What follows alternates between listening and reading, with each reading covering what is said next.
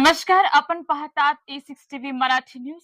आषाढी वारीनिमित्त नांदेड जिल्ह्यातील मुखेड तालुक्यात सावरगाव पीर येथे आयोजित चरणसेवा उपक्रमाला वारकऱ्यांचा उत्साहपूर्ण प्रतिसाद मिळाला। सुमारे 60 वैद्यकीय तज्ज्ञांच्या समूहाने 400हून अधिक वारकऱ्यांची आरोग्य तपासणी, फिजिओथेरपी, चरणसेवा आणि औषधोपचार केले। आषाढी वारीनिमित्त नांदेड जिल्ह्यातील सावरगाव पीर येथे आयोजित चरणसेवा उपक्रमाला वारकऱ्यांचा उत्साहपूर्ण प्रतिसाद मिळाला। सुमारे 60 वैद्यकीय तज्ज्ञांच्या समूहाने 400हून अधिक वारकऱ्यांची आरोग्य तपासणी, फिजिओथेरपी, आयुष उपचार आणि आवश्यक औषधोपचार केले। या उपक्रमामुळे वारकऱ्यांचा शारीरिक थकावा दूर होऊन पुढील वारीसाठी नवचैतन्य मिळाल्याची भावना अनेक वारकऱ्यांनी व्यक्त केली आहे। ही माहिती आमचे E6 टीव्ही मराठी न्यूज प्रतिनिधी अनंतजी काळीदास दिलेली आहे। मी शरद देशपांडे, सचिव जिल्हा विधी सेवा प्राधिकरण नांदेड।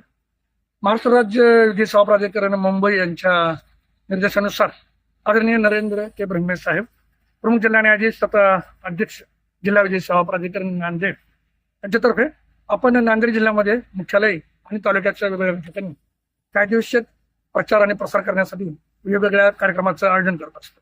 आजचा जो 8 तारखेचा कार्यक्रम धर्माबादमध्ये होता, तो कार्यक्रम जाणीवपूर्वक ठेवण्यात आला, कारण माझा असा उद्देश आहे की नांदेड जिल्ह्याचे जे शेवटचे टोक आहेत, शेवटचे गाव तिथपर्यंत गेलं पाहिजे।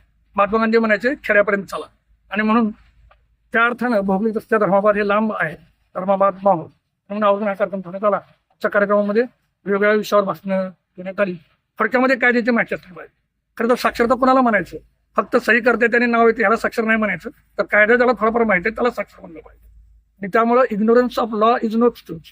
मला कायदा माहित नाही म्हणून मला सूट मिळत नाही, तर ही जबाबदारी आपल्या सगळ्याची आहे, म्हणून त्या दृष्टीने आयोजन केलं होतं। आपल्या माध्यमातून मी सर्व जनतेला विनंती करतो की दिनांक 13 जुलै रोजी 138 म्हणजे धनादेशाची जी प्रकरणं आहेत, चेक बाउन्स, त्याच्यासाठी एका विशेष लोकन्यायालयाचं आपण आयोजन करत आहोत। त्या लोकन्यायालयामध्ये सर्व पक्षकारांनी, वकील बांधवांनी सहभाग घ्यावा आणि आम्हाला सहकार्य करावं।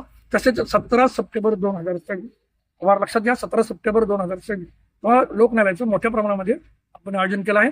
तालुक्याच्या ठिकाणी सुद्धा आयोजन होणार आहे, जिल्ह्याचं मुख्यालय आयोजन, तिथे पण धनादेशाची, कौटुंबिक वादाची, MSCPची म्हणजे विमा कंपनीची, चलनाची प्रकरण आपण ठेवणार आहोत। या सर्वांमध्ये आम्हाला पोलीस बांधव, तहसील कार्यालय, तालुका कोर्ट, वकील बांधव, पक्षकार या सर्वांचं सहकार्य मिळावं अशी मी आपल्याला नम्र विनंती करतो।